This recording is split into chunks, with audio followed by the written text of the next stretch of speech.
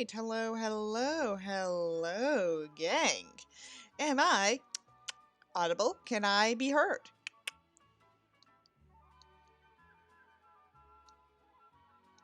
Alright, I can be heard by Super Dark. Hello, Super Dark.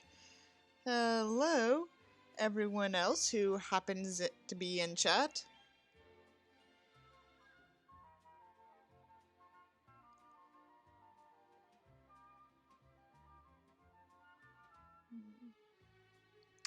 Welcome to Flower Gothic is currently having that feeling that she's about to sneeze but can't because her nose is fucked right now. And I feel like this is the appropriate that's the appropriate feeling to have while reading this fan fiction. Especially after what we have learned the last time, where apparently Melissa is the antagonist now, and she's just apparently has connections to the Swedish tabloids in order to try and ruin Lucy's life. And Lucy apparently is a Republican, so what little sympathy I've had for her has gone out the window. I'm reapplying my lip balm real quick. So without further ado, let's read Swedish American Royal Love Story by Crystal Smith. Oh shit, I forgot to disable the media source. Okay. So we last left off on chapter 15. They're at Disney. Apparently, Lucy is afraid of the dinosaur ride in Animal Kingdom, which I think makes her a weenie. But regardless, chapter 16. The finest of Ron Fishaw. The finest of Lutefisk. Oh yeah, they're also at a Madeleine's wedding. Did you know that Princess Madeleine of Sweden had premarital sex? I say this because Lucy's a Republican. June 8, 2003, Stockholm, Madeleine's wedding. Oh, fucking say! Oh, for fuck's sake! Now I have to reload the source in a second. Okay. Sofia, who has also had premarital sex, and has, probably done underage porn. Maybe. Not confirming it, because I don't want to get sued. And Lucy are laughing in their hotel room while getting ready. Both were happy to have the sparkling water left in their room by Madeleine and Chris after the night they had the previous evening. Sparkling water is disgusting. It tastes like flat Sprite. And I don't even like Sprite that much. I don't even like soda that much.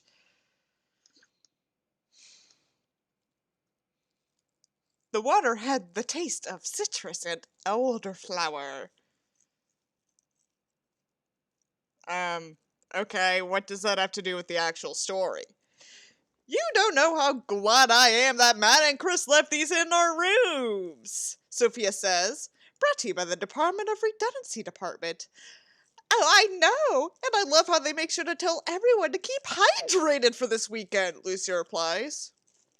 Hang on.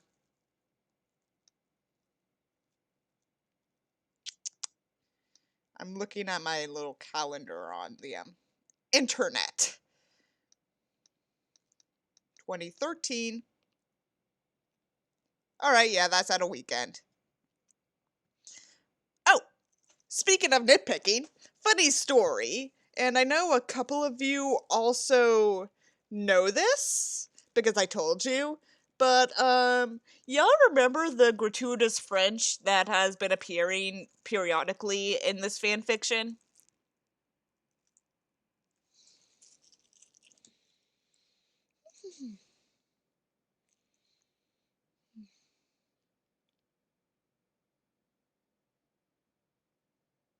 Just waiting for my answers. Come on, y'all. Yeah, because of the French Canadian. Yeah, because, apparently, Lucille's mother is of the Quebecois. Somehow. Anyway, here's the story. My mom actually has, quite a bit of knowledge in French.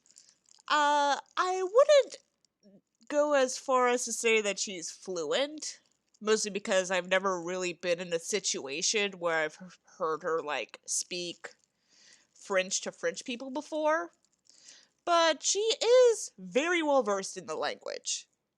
European French, though. So maybe this is not 100% correct considering it's Quebec in French, but Google Translate only offers European French. So I asked her to translate some of the lines from the fanfiction, although I did not actually tell her it was from a fanfiction. And she told me these were the meanings. For, oui, je le crois. Ma mère est née à Quebec. Mon grand-père est toujours là à Montreal. My pronunciation is shit, I apologize.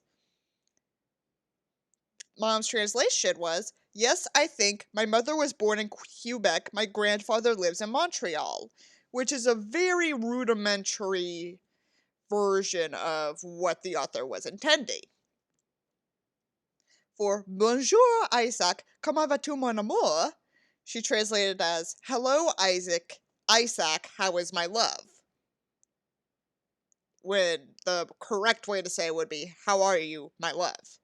And for the big one, j'ai beaucoup que vous parlez français. Madeleine et Isaac sont vraiment confused at the moment. Je suis le sucre populaire français de mes frères et sœurs. Again, I am not a French speaker. I apologize for the terrible pronunciation.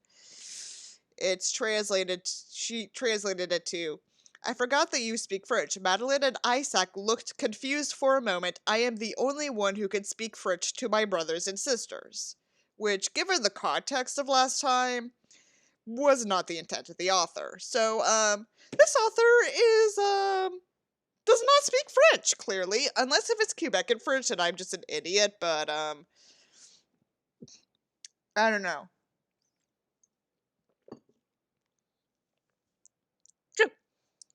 Anyway. They were having the typical girls getting ready for a big event fun. Oh, wow. I remember that from prom. I went alone. I mean, I was with friends, but I didn't, go with anyone. They were doing their makeup while NSYNC was playing in the background. Bye Bye Bye comes on. And they break into dance. The dance from the video. Okay, I don't want to, veer off into a tangent again, so I'm not gonna try and find the music video. Also, I feel like that would get this video flagged, so, baby, bye, bye, bye, bye, bye. They end up in stitches on the floor. I can't believe we just did that. It's like we are preteens, or just a kid for you, again, Sofia says, laughing. Fuck, I wish Rocky was here! Rocky, if you're watching this after I upload it to YouTube, please answer me this question. Does Sweden have an equivalent term for preteen? Please answer me, I miss you!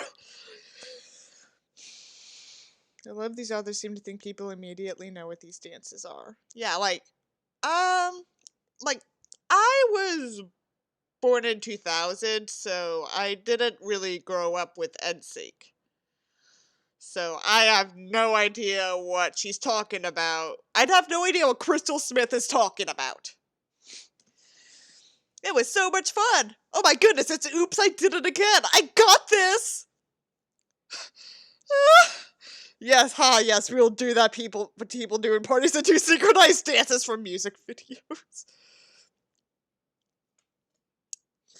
Okay, I actually did recently watch the music video for Oops, I Did It Again. Free Britney! Lucy says as she jumps up and starts the dance. She knew every single move. Britney Spears also had premarital sex. Sofia grabs her phone and videos this with the intent of showing it to Isak and Cat Poo later. She knew they would be in hysterical laughter, and Lucy would get revenge later. Of course, we don't know what Lucy's thinking, because that would lead to character development, and that's illegal in a Crystal Smith fanfiction. Fuck. I might be attempting fate here, but You are right, Superdark. Britney Spears is not a Republican. I feel like I'm tempting fate here, but I genuinely hope I don't accidentally blurt out the author's true identity. I feel like that will happen eventually, though, and I'll have to, like, backtrack immediately. After the song finished, Lucy looked to Sofia. Wait, this is like the wedding day, right? This sounds like what they would do the night before the wedding. Also, I really do not understand why Sofia and Lucy were invited. They're just the people the princes fuck. So they're not like, they didn't put a ring on it yet. If you like it, then you should have put a ring on it. If you liked it, then you should have put a ring on it. Destiny's Child, Beyonce, that's my childhood. Lucy looked at Sofia. Did I mention Britney Spears was a hero as my kid and I knew all her songs and dance moves? That's why I cried when she got into legal trouble and got appointed an abusive father as a guardian. God damn, like, this suddenly got really topical. Haha, no you did not, but that was really entertaining. Lucy bows and says, glad to be of service. Cat Poo and Isak will love the video, Sofia says, laughing. Oh my goodness, you did not?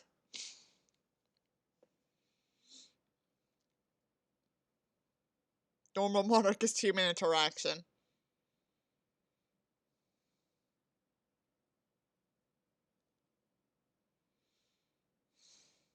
Alright.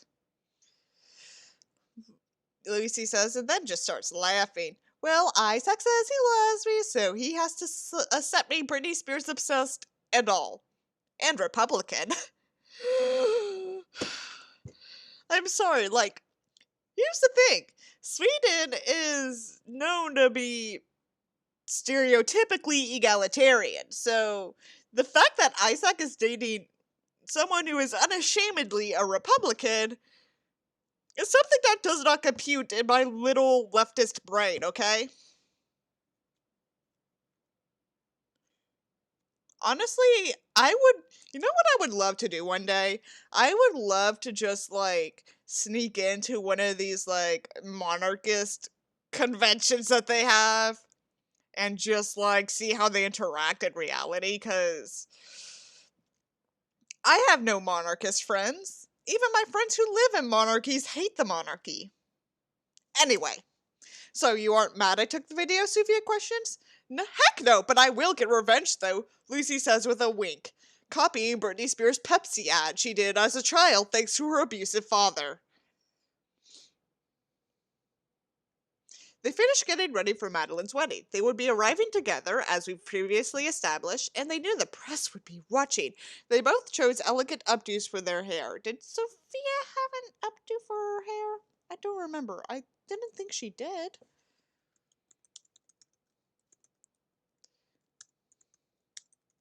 Sofia Helkvist 2013 wedding. No, not the actual wedding!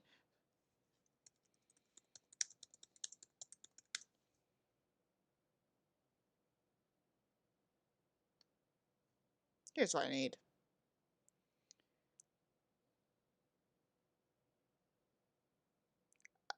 Can't see the back.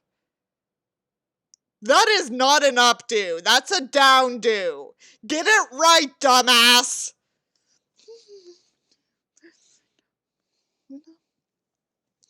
They had gotten manicures and pedicures the day before with Victoria and Madeleine. Gal pals! Sofia chose a delicate periwinkle gown with gold leaf dangling earrings, as we previously established. Is this the same photo as we just saw? Yep. That dress is so ill-fitting, I can't.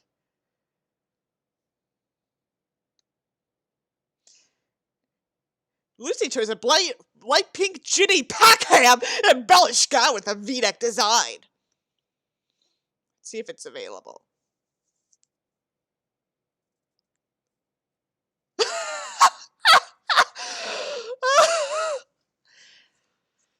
This fanfiction is so old that it doesn't even show the dress anymore.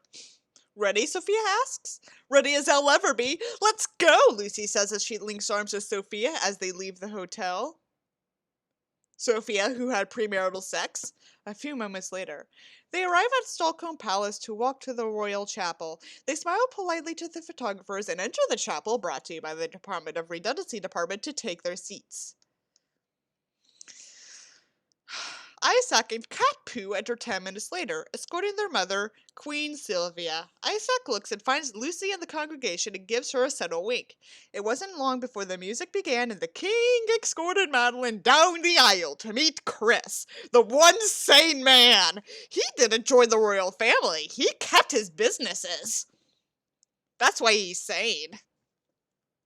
Lucy gasped at seeing Madeleine and leaned to whisper to Sophia, "She looks absolutely gorgeous!" I know, she's beautiful, but in that dress, she's breathtaking. Oh my, look at Chris. He's struggling not to cry. So sweet.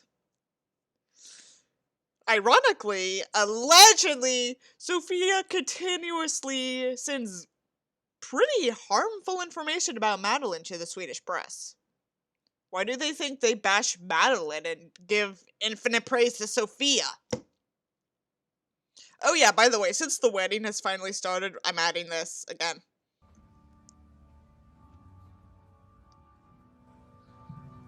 You'll get to see Sophia's wedding! Fuck you!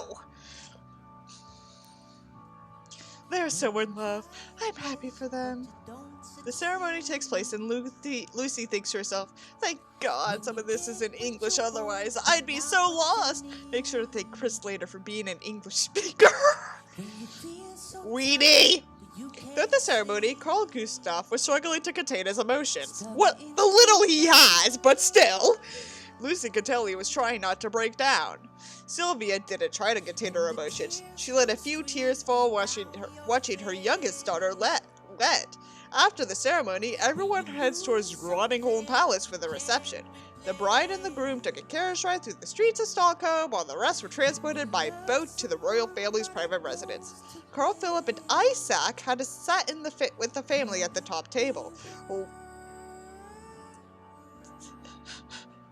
Yeah, I mean, all of y'all are here to maximize your misery. That's a fact, Jack. Sophia and Lucy had to sit out with the other guests, as was customary for those not engaged or married into the family. That's the rule.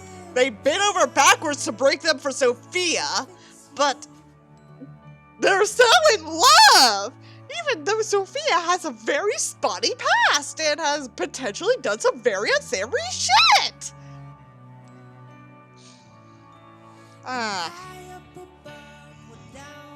I have issues with Sofia Hellqvist. I'll go over them more once I finally do my Royal Aesthetics sequel video, but still. Like, look at her wedding dress. That looks plastic. That looks like it was made of polyester. It looks like she got that at, like, 1-800-BRIDE. Is 1-800-BRIDE a real restaurant? I'm tired. A real store? I don't know, nor do I care. Sophia and Madeleine had apologized to both of them for this, but they assured her that they understood. The party lasted throughout the night. Madeleine and Chris danced together to a beautiful waltz as their first dance as a married couple. Their cake was unique, especially for an American like Lucy. It was made up of hundreds of macaroons. Macarons! The reception was beautifully decorated with such gorgeous pink, white, and green flowers throughout the dining area. Midway through the evening, Isak disappeared for a few moments. When he returned to Lucy, he wrapped into his arms for a strong hug and whispered, I love you, even though you're a Republican.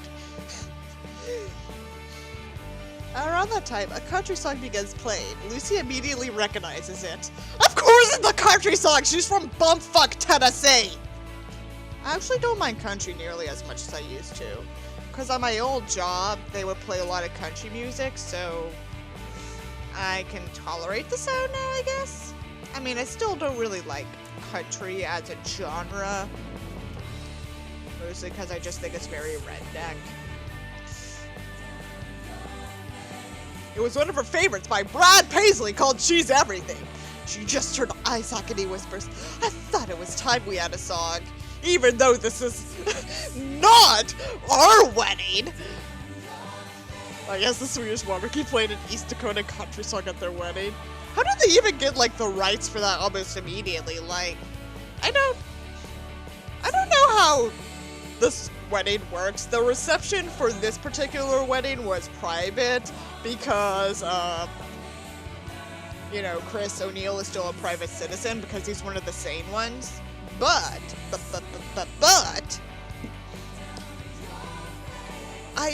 if it was a band, how would they know how the Brad Paisley song works? If it was a DJ, do you think they really would have had Brad Paisley in like the playlist? The playlist they have on Pandora? No, wait, they can't even play Pandora outside of the States. On Spotify? Deezer? Tidal?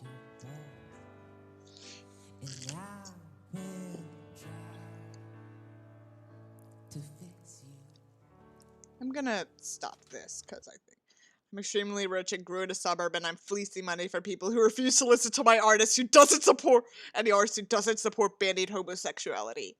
Is Brad Paisley a homophobe? I'm curious.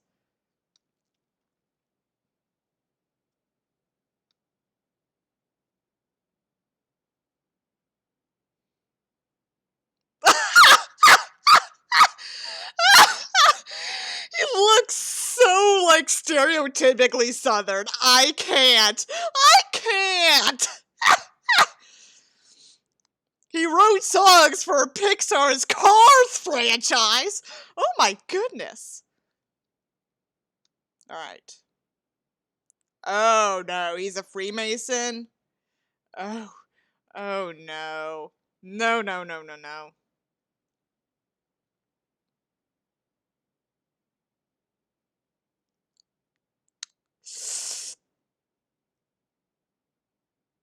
Does he always wear that goddamn cowboy hat? That's sad.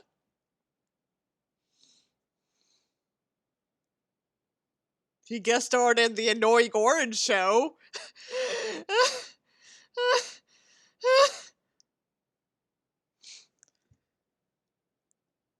Let's see. Brad Paisley.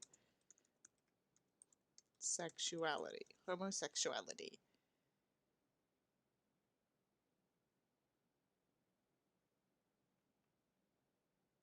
Is Alright. They're at the very least anti-Trump. Okay. Good. Anyway. She just turned to Isak and she was I may have this dance. They danced together for those moments. There was no one else in the room. We would have shown how the dance would have gone, but that would have led to character development. You get the idea. Lucy kissed him on the cheek after the song had ended and said, I love you, Isak. Fuck, if these weddings are coming up, I should, like, get more wedding footage to play in the background. June 9, 2013. Lucy hears groaning. Sofia, you okay? Shh, don't talk so loud. Why is everything so loud? Turn down the sun. Lucy starts to giggle. Someone a little hungover from last night?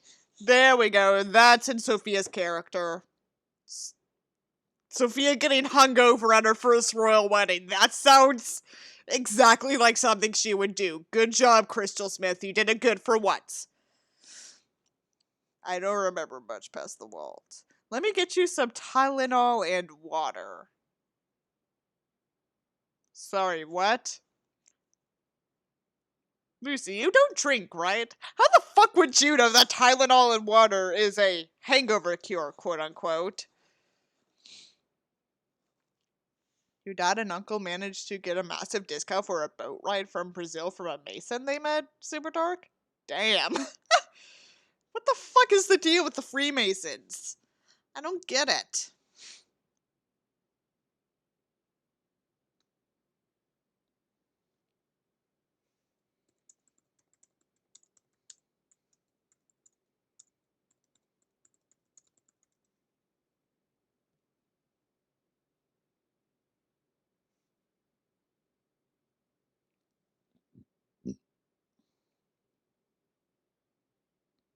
Yeah, don't, side note, don't use Tylenol to get rid of a hangover.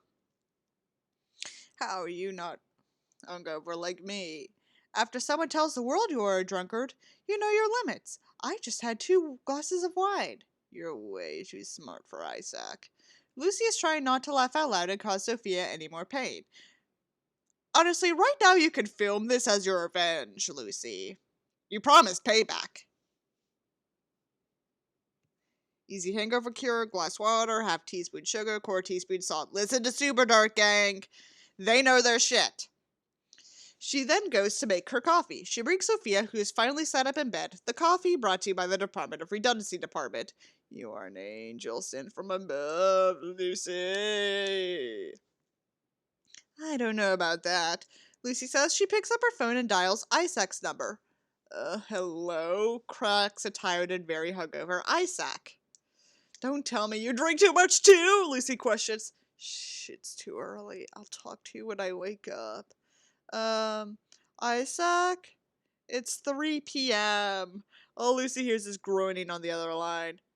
Capu, get the Tylenol. No, you get the Tylenol.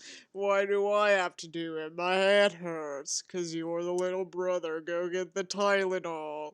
But I don't want to. Well, I'm not going to get it. I guess we both suffer for a bit more. Lucy just hears cat poo mumble something into a pillow and loses it. OMG, Lucy, not so loud. No laughing just yet, please, Sophia says. Lucy rolls her eyes and says Sophia and Isak and Cadpoo on the phone. What on earth am I going to do with you all? Isak responds, You love us. June 14, 2013. Shit, Isak says. Damn it, Cadpoo says. It never fails, Victoria says. Sophia is shaking her head while Lucy is terribly confused. What's going on, y'all? Lucy asks. Victoria turns her computer screen around so Lucy can see. Oh no, why couldn't they just let them have a peaceful honeymoon in private? Of course, because the author was dumb enough to not tell us. It's Madeleine and Chris's honeymoon. This is typical. They always seem to find Madeleine and post the photos, Catpoo says, clearly agitated. Clearly, Sophia tipped them off. Just saying that outside the gate.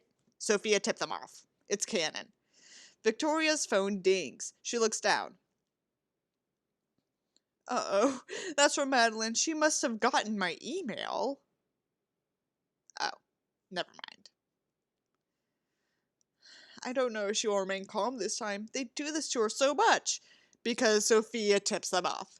Madeleine, I've had it. I posted 2 photos with the caption, Buzz off, buzz of, you no good twits, let us have our honeymoon in peace. Victoria, I don't know that you want to use that exact phrasing. Madeleine, I know. I just wanted to see what you would say. Victoria, how about we continue to thank everyone for their loving warmth and well wishes regarding our marriage. Sadly, the Swedish tabloid press have taken it upon themselves to destroy our privacy and place private photographs of us on their publications today. The one thing we wish is that, if only for these 3 days, our privacy cannot be respected. Madeleine, that's nicer than what Krista or I would have come up with. I'm going with it, saying sis, love you. Lucy asks, so this is normal? They just invaded her privacy like that? Yes! Because Sophia keeps tipping off the fucking press. She's basically Melissa. Except no one sees through her obvious bullshit. I'm stressed. Sophia answers, it's normal for any royal. It just seems like Matt is the prime target, and I hate it for her, even though I keep tipping off the press. I hate this is happening to her, Lucy responds. I don't blame her for wanting to go off. I'd have told her to go with her original idea on Facebook, Catpoo says. That's probably why she didn't text you, Catpoo, and send me the message, Victoria tells Carl Phillip. And I guess Daniel has just yeeted off. I guess he just doesn't care enough.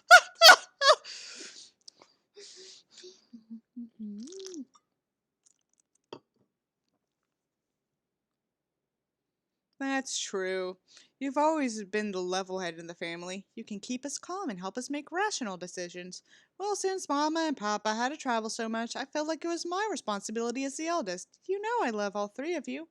I guess we love you too. Isak interjects as he gives her a hug. September 5, 2013, Tennessee. I'm going to be an uncle again, Isak practically shouts to Lucy. What, Victoria or Madeleine or, wait, Sofia? Madeleine! Although I keep waiting on it to be Sofia, because, she's already had premarital sex. My brother's extremely impatient to be a father. He would skip a step, Isak says. A likely story. Honeymoon baby, No, no, no.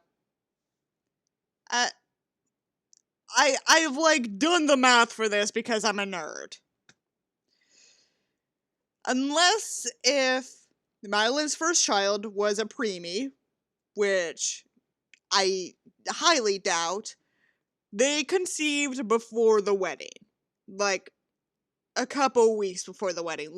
Too soon before the wedding for them to realize.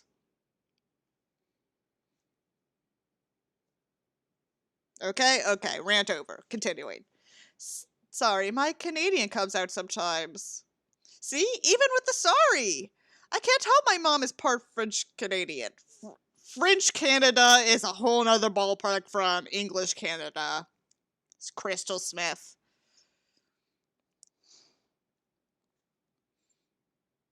And I say this as a hedonistic Jacobin who is of partial French Canadian descent, not Quebec, Nova Scotia.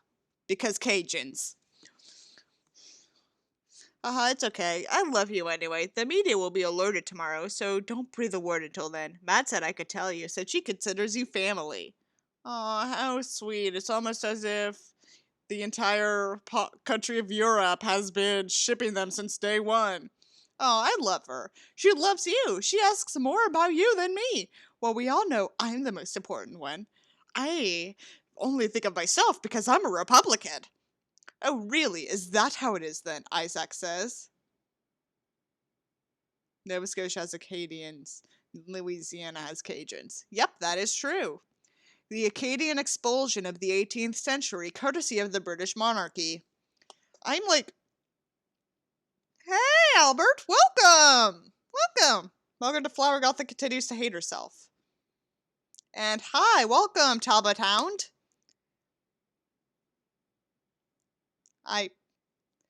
I'm sorry if I only address you by username. Sometimes I don't know which username is which member of the friend base, so apologies. You can tell me who you are if you want. Anyway, what was I saying? Oh yeah. It's just a dumb scene. I'm Vampire Weekend. Alright. Hello, Vampire Weekend. Hello,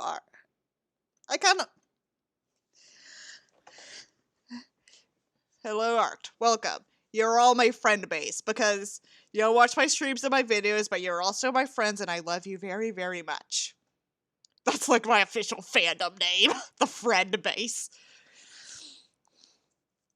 Oh yes, most definitely. Isak starts tickling Lucy. And how about now? Now? Are you the most important one? Oh my gosh, stop. No, you are the most important one, Lucy says in between laughs. That's better, Isak says as he stops tickling his girlfriend. Oh, this is a fan fiction about a Republican girl from Tennessee who is studying political science who is basically an author avatar that's idealized, falling in love with the non-existent youngest prince of Sweden. You'll miss the wedding scene. But it wasn't that important anyway, so nothing in this fanfiction is particularly important. So, not fair. You always know that tickling gets me to relent. I hate being so ticklish, Lucy says. I enjoy it, actually. I think it's rather fair, Isak says, flirting. He leans in and kisses her deeply. You know I love you. And I love you, too. End of chapter 16. Fuck. It takes 43 minutes for me to reach the first chapter in the fanfiction because I kept going on tangents. Speaking of which, the French we have been seeing these past couple of streams is courtesy of Google Translate. I conferred with my mom, who is well versed in European French, because Quebecan French is not on Google Translate.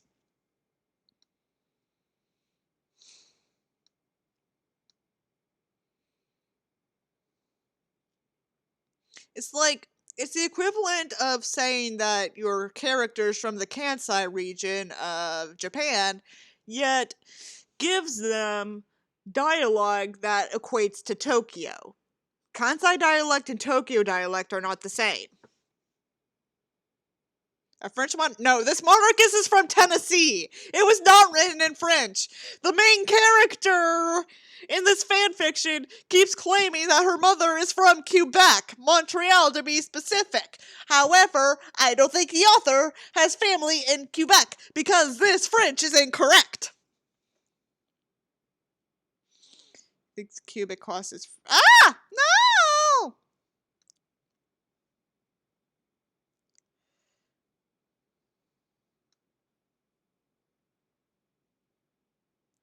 Chapter 17. Chapter September 14, 2013. Eugene, Oregon. Oh my goodness, the weather here is so perfect, Lucy says to her family and boyfriend.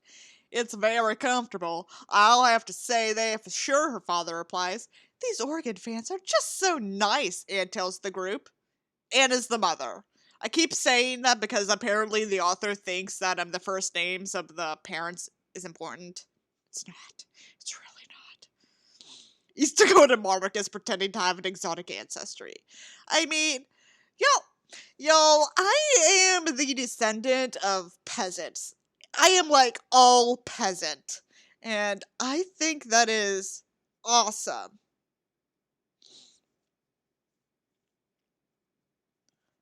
Um, Declared his house an independent I don't think it was his house, vampire. I thought it was like that area in Africa and no one wanted to claim.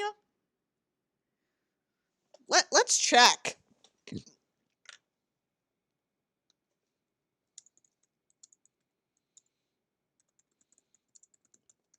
Because I thought it was that land in Africa.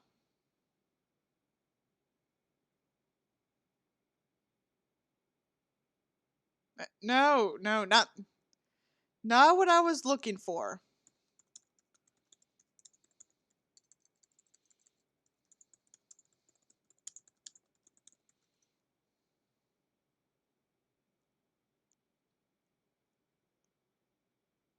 Yep, it was that unclaimed land in Africa. It's specifically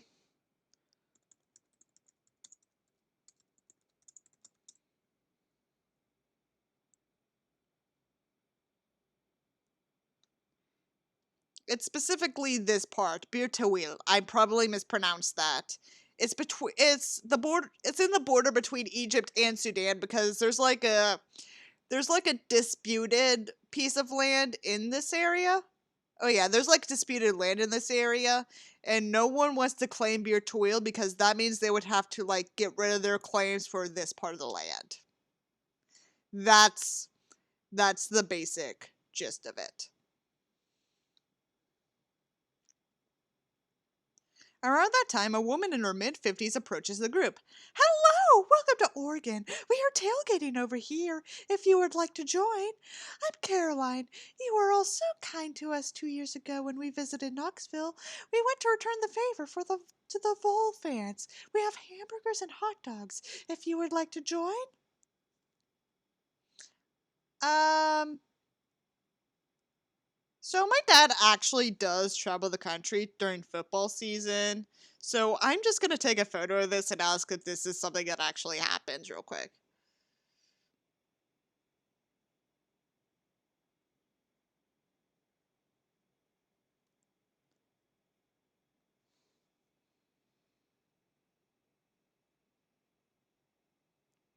This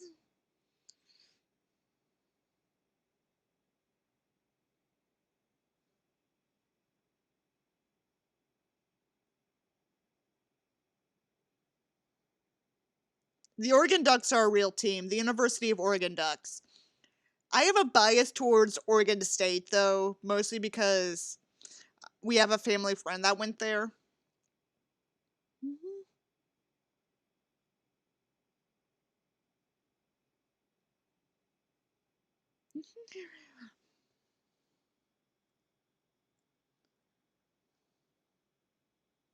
Weird definition of tailgating.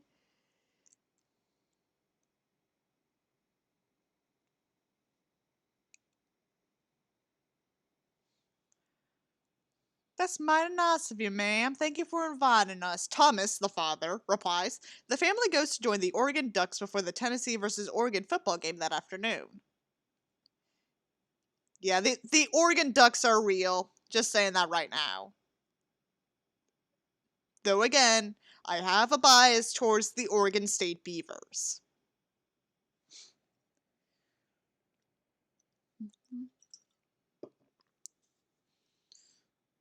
They had a great time and a great chuckle when one of the Oregon fans said, I'm so very sorry about the humidity here. It can be hard to handle and breathe. Okay, I went to Oregon back in the summer and I had no problem with the humidity. Then again, it was like Canada Beach, so it was probably a different scenario. I wish you'd had better weather for your visit. The family begins to laugh while the Oregon fan looks confused. Lucy explains, Sorry, we aren't laughing at you. It's just that we were talking about how great the weather is here before we met you all. In Tennessee around this time, the humidity is at 100% and in the upper 90s. Really? I did not know that, because that's how it is in Houston in September. So for us, this weather is perfect and not humid at all. I didn't realize that. I see why you are laughing now. Well then, I'm glad our weather has been so good for you all on your visit, says Caroline with a smile. The family enjoyed the game, but the Vols lost 59-14. Gonna say what my dad said when I asked him about University of Tennessee last time.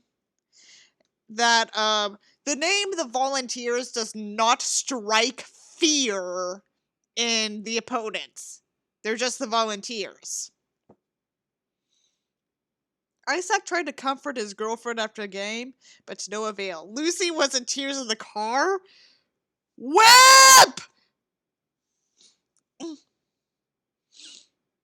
I mean, I may be biased because I don't really care that much about sports, but my parents do not cry when their teams lose in college sports. Okay?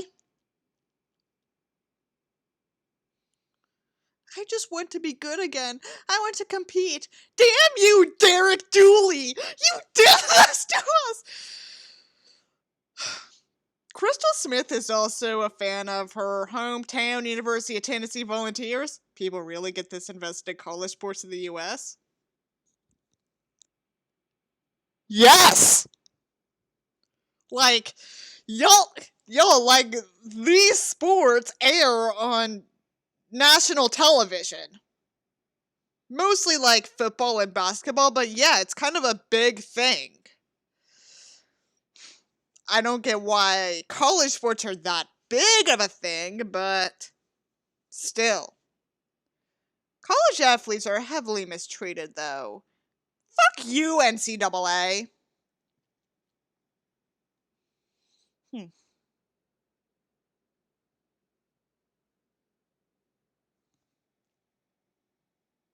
Public broadcast too, unless it's like the NFL. Yeah. Or if it's draft day.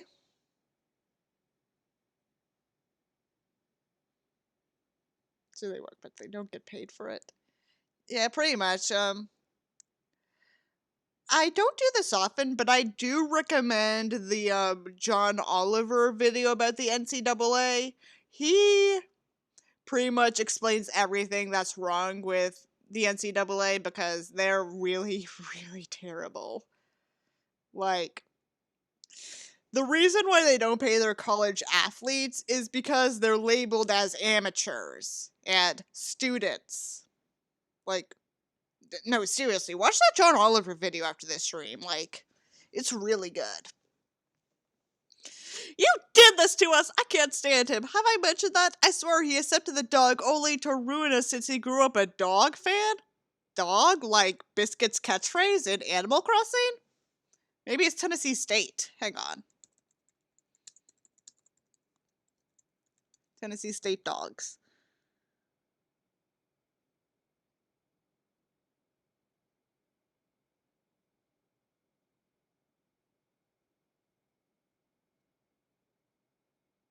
I don't know.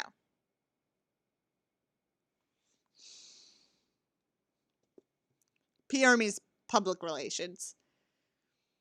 Well, you know you can't trust Georgia fans, Lucy. Who's saying this? Oh. Well, you know you can't trust Georgia fans, Lucy. You know how they are. I wouldn't flip for the difference on who is worse between them. Florida, or Alabama. Oh, Puerto Rico.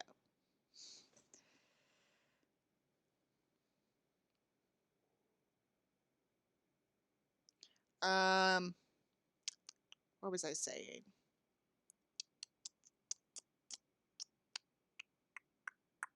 Oh, yeah. If this was my dad speaking, he would say that Alabama is the worst. Okay, if you're American and live in the South, you probably know what college my dad is biased towards now. I mean, it's a large state university anyway, and I don't reveal much about my parents regardless. Just remember, we have a good coach now in Butch Jones. It's his first year. It's going to take some time to rebuild from mistakes that were Lane Kiffin and Derek Dooley, but we will be back on top. The 2016 season could be our year. But let's look up the 2016 SEC season, because I am on a nitpicking roll here. 55 minutes in, we're not even on the third chapter set. 2016 Southeastern Conference football season. Let's see. Tennessee was the Eastern runner-up, but the champion was Florida.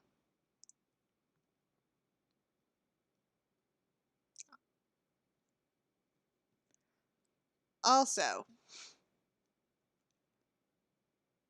I don't know what else I was saying. Anyway, Tennessee didn't win. But Daddy, that's 3 years away! I know, but we have to be patient. That's not an easy feat for Lucy, sir, Isak says while winking at Lucy. She offers a smile in return. You are right there, Isak. You are right there, Isak. Thomas replies, smiling. Wait, is Thomas the name of the brother? Am I an idiot? Was Thomas the name of the brother? Have I just been assuming that he's the father? This is why you don't, randomly pepper your parents' names in your fan fiction. So I forget, because I forget. William. Will's the name of the brother.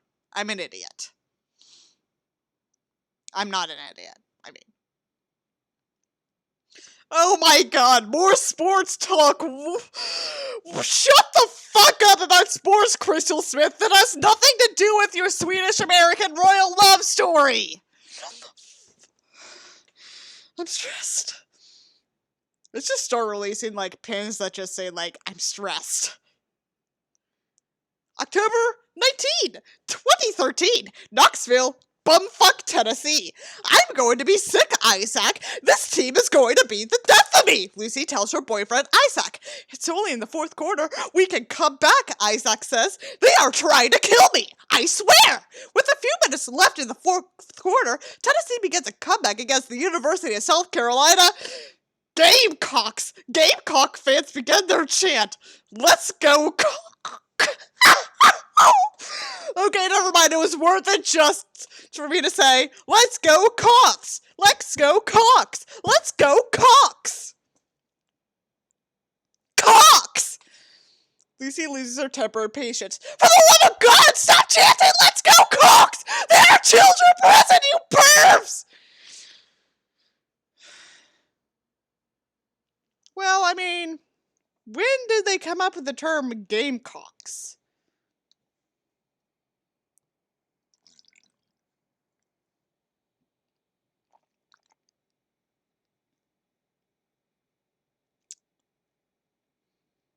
A gamecock, of course, is a fighting rooster known for its spirit and courage.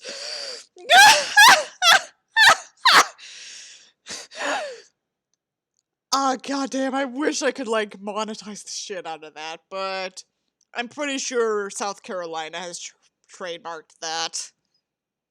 Also, Lucy, you're the one to talk? Because your brother plays professionally for the Washington football team, whose name I will not be repeating. Hint, for those of you who don't live in the States, it's a slur against the Native American population in this country. Oh my god, Lucy, sit down, Isak says, embarrassed, while other Tennessee fans laugh and agree with Lucy. Luckily, no Gamecock fans heard, or if they did, they chose to ignore her. I'm with the Gamecocks. 1 minute is left on the clock. Quarterback Justin Worley steps back into the pocket and throws a Hail Mary pass to wide receiver Marquez North, who catches it with one hand in double coverage. Neyland Stadium erupts because the Vols are on the 20-yard line in prime position to score and win. Holy shit, Isak! Lucy screams as she is jumping up and down.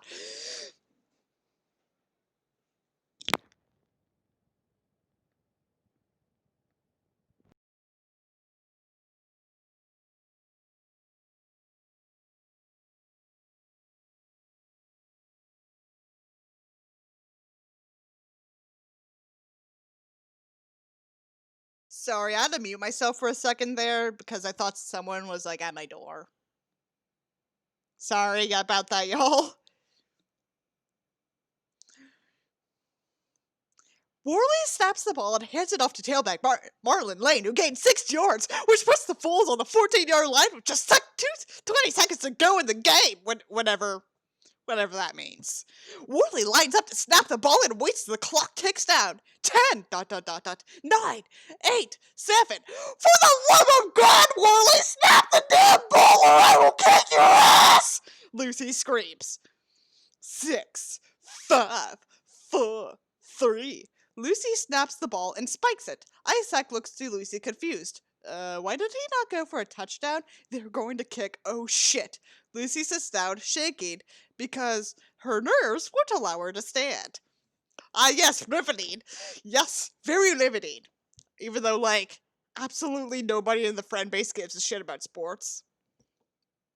Like, I don't think sports are stupid. Like, if you're into that, you're into that. It's just, this is obvious author appeal.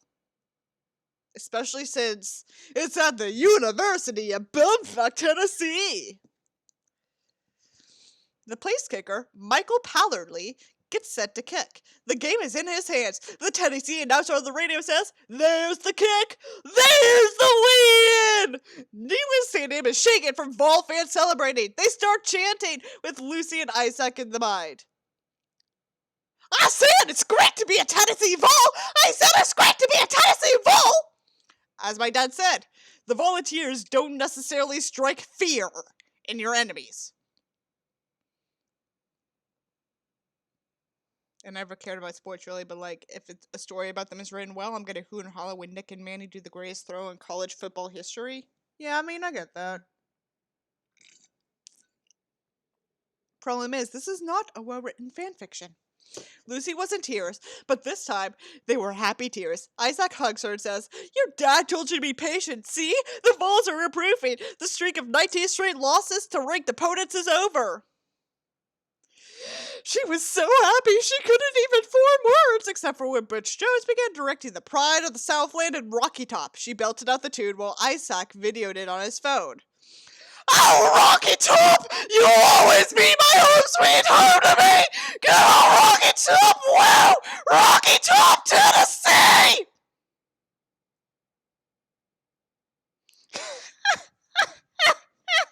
I'm like red in the face right now.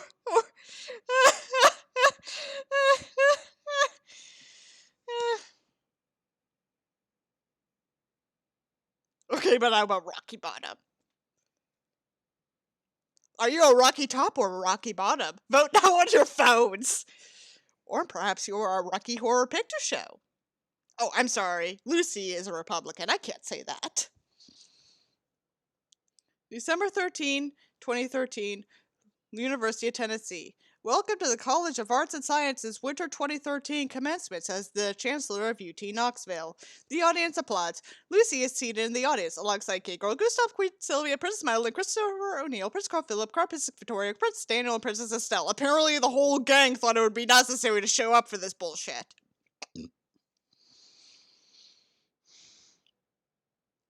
The ceremony goes on for 2 hours after the guest speaker decided to speak briefly, which resulted in him taking a seat to speak for an hour about ants. Madeline leans over to whisper to Lucy, "Could this guy be any more boring? Who cares about these stupid ants?" I just saw your clip, Albert. Oh my god. I really wish you clipped more often. Cause the best things happen when I just go off the rails. Oh yeah, Sweden is going to annex Tennessee. It's gonna become Sweden 2. Honestly, I wouldn't mind that. Tennessee is aside from Nashville and Memphis, there's not really much of note. Fuck you, Knoxville. You're responsible for this. Lucy suppresses a laugh. I know! This is horrible. Is it over yet? Finally, the announcer begins to call each of the 450 graduates up individually by name. Isak, Gustav, Sebastian, Walther, Bernadotte. I know Sweden used to have colonies in North America, but they should annex Tennessee! Is called. Isak walks across the stage to shake the hands of each high-ranking official at the university. After another hour, the graduates toss their caps into the air before going to meet with their families and friends. Isak meets his family outside the arena, overlooking the Tennessee River. Dollywood, but Swedish. Wouldn't that just be a park dedicated to... Fuck, who's the Swedish equivalent of Dolly Parton? Fuck, I wish Rocky was here. Imagine if they made a theme park dedicated to PewDiePie. That would be terrible, but I'd go just for the meme. Sylvia sees her son first and immediately hugs him. I'm so proud of you, Isak, for deciding to go to college in bumfuck Tennessee. Thanks, Mama. PewDiePie. Carl Gustav gives his son a short hug before Victoria swoops in for a huge hug brought to you by the Department of Redundancy Department. I'm so very proud of you, Isak. I know you're going to do great things. I'm pretty sure I lost 10 years off my life during that ceremony, though. No one in their right mind would hear about different ant species for an hour. Oh, I mean, you live in bumfuck Tennessee now, Isak. I'm pretty sure they couldn't get, I don't know, Stephen Hawking for a guest speech. We didn't have any guest speech. Actually, what am I to say? I haven't graduated from college yet. I'm not graduating until summer or fall of 21.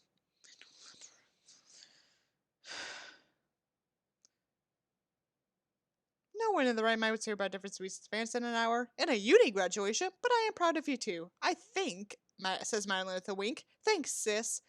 They all hear Estelle jabbering and whining and look to her. She's reaching for Lucy, much to the amusement of Catpoo. Lucy takes Estelle in her arms as Catpoo says very seriously, I'm already replaced in a 1-year-old's life. Lucy's eyes widened, and she opens her mouth to speak. Before she can, Catpoo cracks a smile and starts laughing. Just kidding, Lucy. I loved your reaction, though. Lucy apparently doesn't understand hyperbole. He then goes to agitate his little brother, while Victoria walks over to Lucy. She really likes you, Lucy. We all do. You are a great girl. I can't wait to see what all you accomplish when you graduate, as well. People obsessed with royals are way more fascinating than the royals themselves. Yeah, you're right, Vampire. That's pretty much the case. I hope you'll be returning to Sweden soon. Aw, thank you, Victoria. I hope to come over for New Year's. I'll be flying over on December 30. Then you are coming for New Year's, dumbass. That makes me so happy to hear. We will have to have another shopping day, because apparently that's all these girls think of. We are going to be throwing Madeleine a surprise baby shower before she goes back to New York. As we talk about it within her earshot. Make sure to bring something pink for the occasion.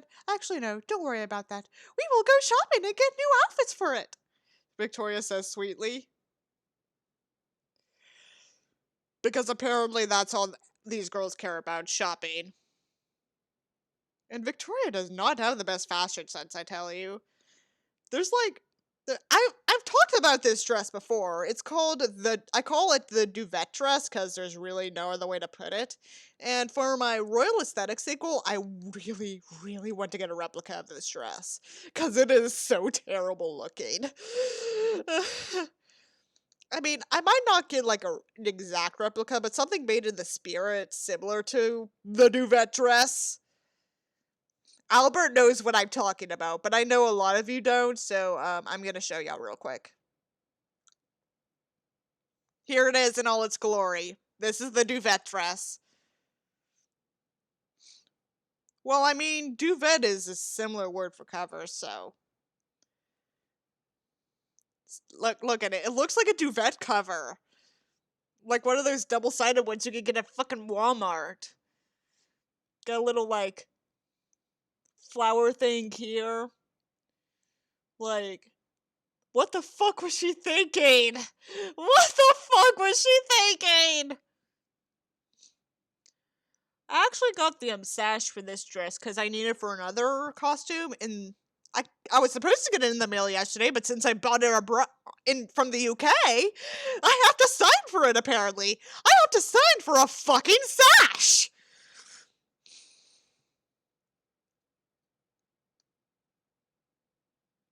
So everyone says congrats, and they are proud of me but my girlfriend, Isak says, walking up. Hage, Isak! Because apparently this author thinks there's a hard J in the Swedish language, which there is not. I'm proud of you too, Lucy says as she gives him a hug. What? No kiss or congratulations? Isak says, flirting. Lucy kisses him quickly while Estelle is in her arms. Estelle says, ew, no kiss, and pushes her uncle away. Apparently she said it in English. Because, you know, she can speak that at a toddler level, which she's a native Swedish speaker, at the age of 1. So you can sleep right tight right where you land when you pass out of your third morning in a row that week.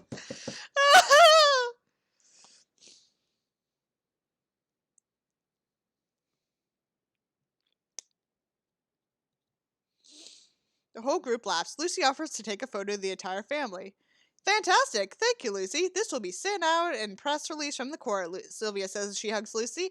Now let's go grab some lunch and celebrate. Wonderful. Bay. I'll be right back. I'm going to refill my water bottle. And then we'll read chapter 18 and then we'll be done for the day.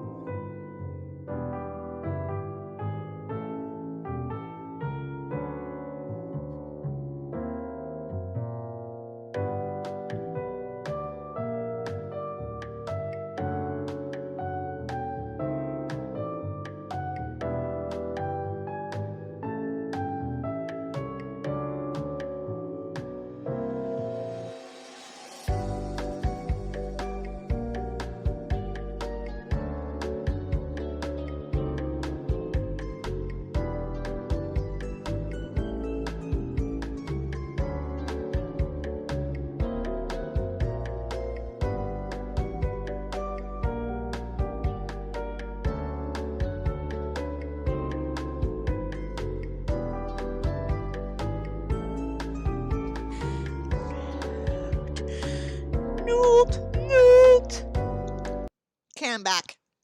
Now we're reading chapter 18. Oh yeah, my dad just texted me back. He said no, the rivals inviting the people over for tailgating does not happen.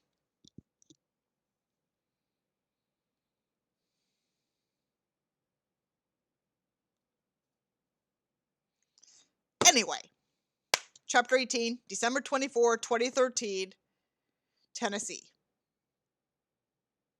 The Kingston family is gathered around the Christmas tree, opening gifts. Anne gets up to go get a garbage bag so they can keep it from piling up on the floor. Oddly, she just loses her balance and falls. She gets up and just laughs it off.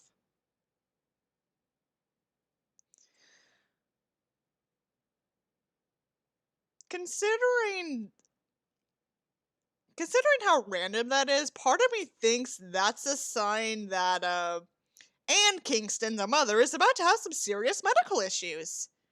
The next day, everyone is gathered around the table as Lucy's uncle's house enjoying their meal, when Anne gets choked eating ham. A hammy cock. Thomas jumps up and performs the Heimlich maneuver on his wife. Oh, such an odd couple of days it has been for me. First I fall last night and choke today. Horrible luck, Anne says while laughing it off.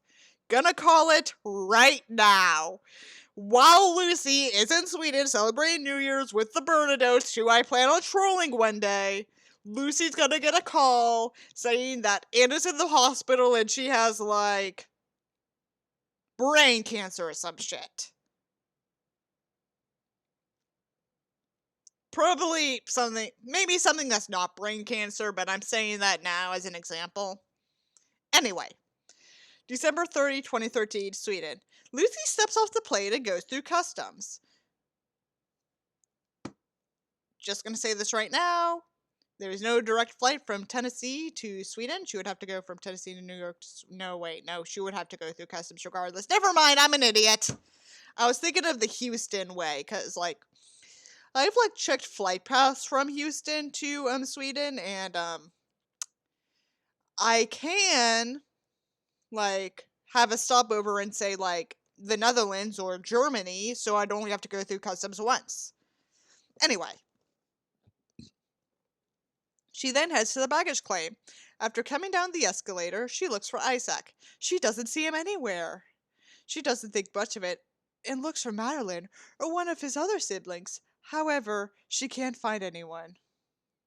She goes to collect her bags and calls Isak. The phone rings and rings. Oh no. I'ma guess someone had died. I'ma guess someone died. Someone did a dead. Someone did. Someone did a dead. Someone. Then it goes to voicemail. She looks back over the text messages and emails they had exchanged to see if he had mentioned an event he would be attending. She thought to herself, he probably wrote down the wrong date. While this is going on, she didn't see the paparazzi taking photos from across the baggage claim area. She then decides to call Madeleine, who she had grown so close to over the time Isak and her had been together, which we would have shown, but that would have led to character development, etc. Madeleine picks up just after a few rings, sounding slightly tired. Hey, Matt. I'm sorry to be calling you right now, but I'm in a slight predicament. Oh no, it's fine. I had just taken a short nap and wasn't quite awake yet. What's going on? Oh, I'm sorry I woke you, but I just landed about half an hour ago. Isak was supposed to pick me up, but do not tell me he forgot to be there. Sorry for interrupting, but I like you. I don't want him screwing this thing up. You are the little sister I never had. Because again, everyone bends over backwards because Lucy is just that amazing of a person. Ugh. I'll kick his ass for you, but not until I've picked you up. What airline were you on, so I know exactly where to come to? There's only one airport in Stockholm that offers international flights from America. It's Orlando. The Republican everyone loves. I'm sure it was some miscommunication. I'm on Delta. But since I can't get him on his phone, I will owe you big time if you come to save me. Whoa, what? Is this supposed to storm? No, why? I just saw lightning flash. Let me look at the weather. Stay inside. Obviously, you knew that. Lucy, there's no storm or anything on radar, and it's not hot enough for heat lightning. It's winter, so. It's so weird then. Maybe I was just seeing a camera flash from another tourist after they arrived. Because apparently Lucy has, no depth perception and cannot see the paparazzi flashes. Like, I can tell if someone is, like, looking at me while looking at their phone. Like, how can Lucy be this blind to depth perception? Oh no, Lucy, look around the area. Anyone with professional cameras, especially ones that might be trying to hide from view. Lucy thinks this is odd to do, but nonetheless she follows Madeline's instructions. Madeline asks her, see anything? Oh my gosh, there are two men with those professional cameras watching my every move. Shit, I'm going to kill Isak. What do you mean? Lucy laughs. Don't laugh, Lucy. As you all would say, a storm is brewing and it's not going to be good. I am so confused right now. I am in my car driving. I'll explain after we leave the airport. Be there in 15 minutes. Try to stay calm and that nothing odd is going on right now. Lucy agrees and hangs up with Madeleine. She goes and takes a seat on a bench with her belongings. Now this is the plot I've been waiting for. We didn't need 2 chapters of Lucy is crying because sports. We need this kind of drama, okay? This is what I crave. I crave the drama. Put that on a t-shirt. In exactly 15 minutes, Madeleine comes through the door to find the 2 photographers talking to Lucy. Madeleine whispers to herself, Isak is a dead Swede walking when I get my hands on him. She calmly walks to where Lucy is seated. Hey Lucy, I'm so sorry I'm late to pick you up. I wrote down the wrong time. Lucy smiles at Madeleine, well aware of what she is doing. Oh Mad, don't worry. It happens. No hard feeling whatsoever. Drama. It's what flowers crave. They have electrolytes. She then gets up and gives Madeleine a hug. Excuse us, gentlemen, but we really do need to get going, Madeleine tells the photographers. They step out of the way but follow the 2 girls to their car. They take a couple more photos until Madeleine and Lucy have driven out of sight. After Lucy sat down on a bench, the 2 paparazzi photographers approached her and spoke to her in English. Hey, Lucy, is Isak not coming to get you? Oh, hello, he had a prior commitment, so no. I'm just waiting for my ride at the moment, Lucy says politely. Oh. Oh no. Did Isak? Did Isak do a cheat? Did he cheat on our beloved Lucy? Oh my gosh. Oh, we know he's busy. He's been rather busy the past few nights, actually. You were hoping to get your thoughts on it at all, the man says with a thick accent. Although startled, Lucy tries not to show it. Isak is a busy man. He is the child of the King of Sweden. I'm happy and proud that he works hard for his family and the country. The other man continues to hold the camera. Lucy is aware she is on video at this point and is determined to keep her emotions in check. However, she has become extremely curious and frustrated at the same time. The man interviewing her continues, that is not what I refer to, miss. Lucy just keeps smiling. Do you not have any comment? She's thinking she has plenty of comments, but none of them are nice. She's hoping Madeleine shows up as soon as possible. No, sir, I do not. Thought you would know about the Prince's rendezvous lately. We have photo if you like to see. No, thank you. You might want to look into what he's been doing. Don't think you will be happy about this. Lucy does not know how to respond, but thankfully looks over to see Madeleine strolling through their door. Lucy looks to Madeleine. Are they following us? No, but it looks like they stayed back at the airport. But there will definitely be a story to put Isak in a bad light, Madeleine responds. He said something in there that makes me curious. Oh no, what did they say? They're probably just trying to get a reaction out of you, Madeleine says. They said I wouldn't be happy knowing about Isaac's rendezvous lately. Dot dot dot. Oh, dot dot dot dot. Mad, what do you know? I just know he's gone out with his friends for a couple of nights. Hope he's not done something stupid. The way they're talking makes me wonder. Can you let me know if you see anything in the papers? Of course!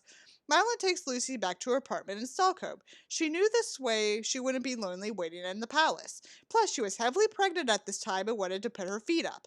They walk into the apartment and Chris is watching television. Hey girls, everything turned out okay at the airport, Chris asks. Pops had her and were questioning her before I got there, Madeline tells him. Oh dear, I wish they would just leave everyone at peace, especially in a place like that. I agree. What are you watching on television? Madeline asks. Oh, just the news. Trying to watch as much Swedish television to help with my Swedish language skills, Chris says.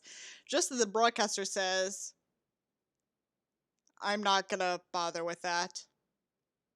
Lucy's eyes widen at seeing the photo. She looks at Madeleine to translate, as does Chris. Madeleine looks a mix of anger, disbelief, and sadness. She tells Lucy, they said, Prince Isak spotted kissing girl that is not Lucy Kingston at a bar this evening. A witness posted this photograph on their Twitter account saying, Prince Isak with a new girl, and then pastes the photo on the screen for the viewers to see. Okay. Called it. Isak did a cheat. He did a cheat. He did a cheat. Lucy breaks down. Chris looks panicked at what to do. He starts to get up to help and then sits back down. He looks to Madeleine, who has Lucy wrapped into a hug. He starts to get up and walks to the fridge. He pulls out a bottle of wine and pours Lucy a large drink. Honestly, yeah, you have a point. I would do the same.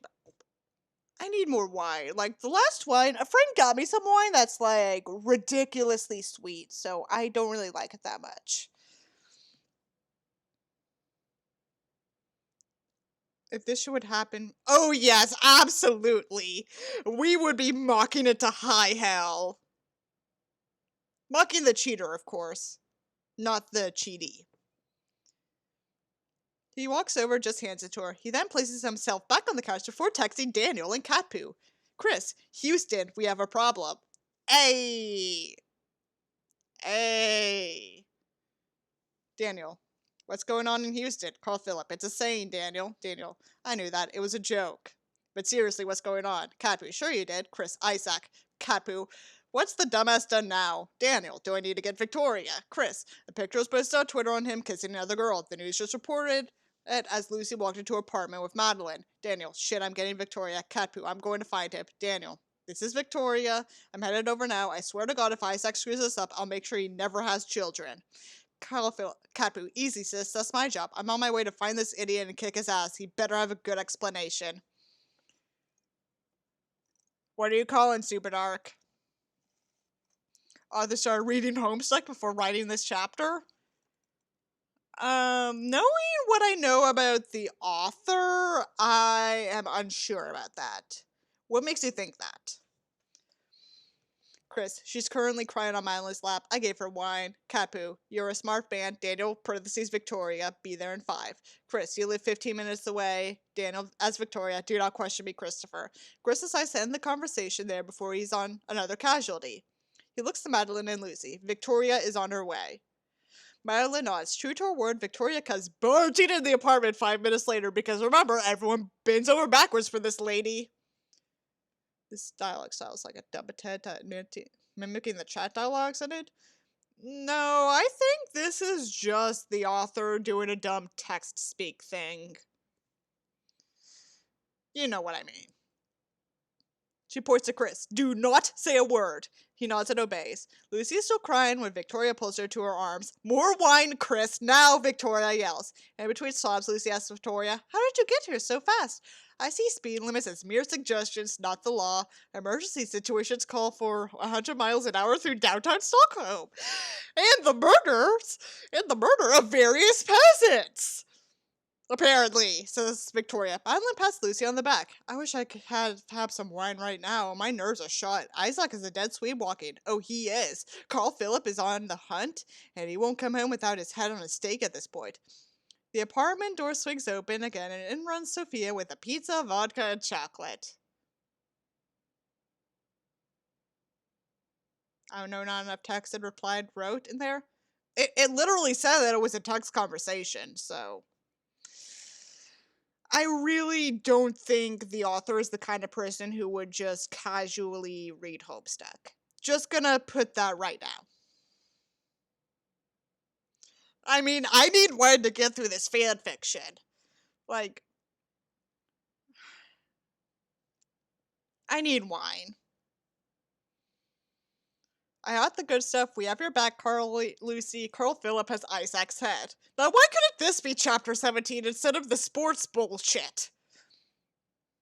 They all chuckle slightly. Chris is feeling ever so awkward in the room with 4 females, one of which is in hysterics. If you ladies excuse me, I'm going to go somewhere. Daniel, I'm going to Daniel. Sophia's phone rings, and she sees that it is Carl Phillip. She answers. Carl Phillip just says one quick sentence. I have him. Buh, buh, buh. Alright, we're gonna continue this tomorrow. Like, I'm actually kind of invested now. Let's find out what happens tomorrow. Thank you all for coming. Don't forget that wine is your best friend. Don't forget that Lucy loves sports. We'll find out what happened with Isak tomorrow. Good night!